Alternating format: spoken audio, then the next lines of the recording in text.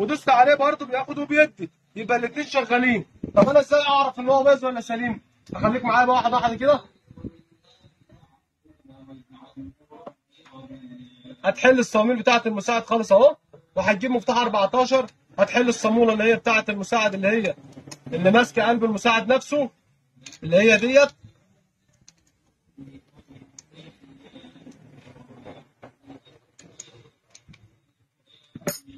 هتحلها خالص زي كده.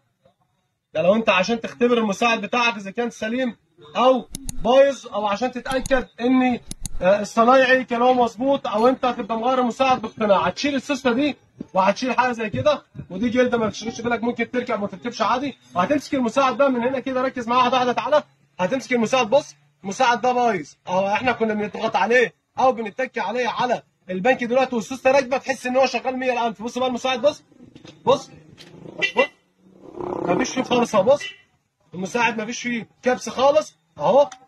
بص انا بدوس على المساعد، بص المساعد خلصان خالص اهو. بص يعني انا ما بعملش حاجه، انا بدوس. بص اه كده المساعد ده خلصان ومنهي.